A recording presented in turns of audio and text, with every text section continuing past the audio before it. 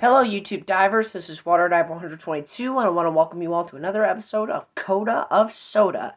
So we've got yet another root beer here to review today, and today this is actually going to be a rather interesting one. We are talking about IBC Root Beer. Now, this one caught my attention when I was shopping last night with my family over in the Ingalls and Mills River, North Carolina. So big shout out to you guys. Thank you very much. Um, so basically, this root beer is rather interesting. The flavor is pretty much a non-factor with this root beer, and that's really something. That is a major red flag when it comes to root beers because you want as much flavor as you possibly can.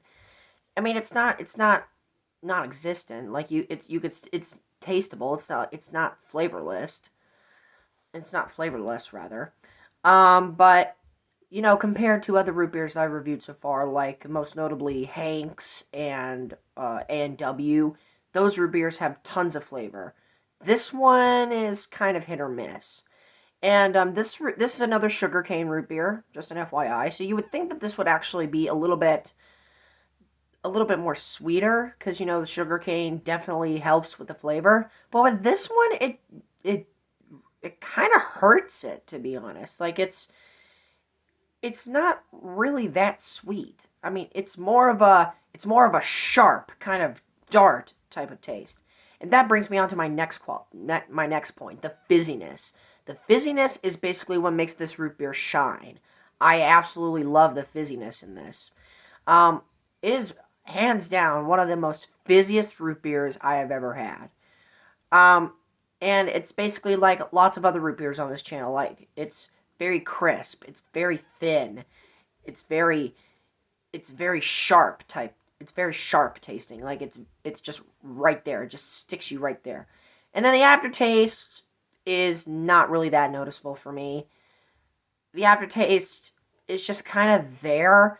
It mainly tastes like, your classic root beer type of taste, but like a little bit more of a bitter type of aftertaste. It's not too bitter, like it's not un unedible, if that makes sense.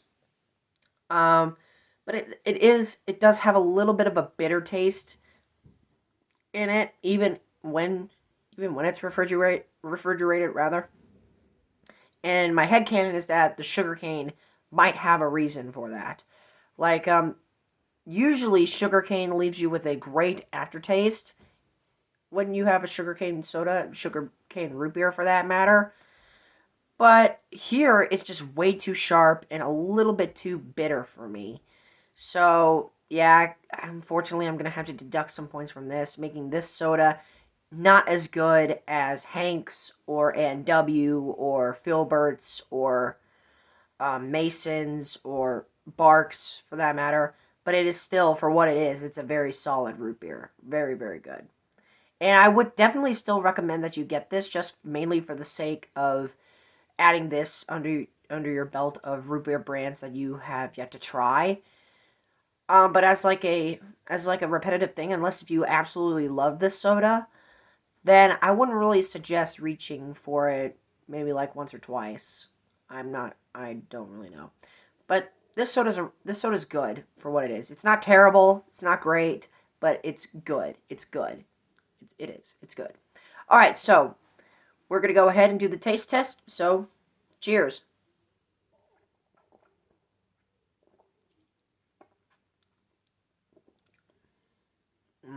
Very sharp. All right, so with that said, that concludes this edition of Coda of Soda. Thank you so much for watching, my fellow YouTube divers. This is WaterDive 122 signing out, ready to dive into more fun on YouTube. Thanks for watching.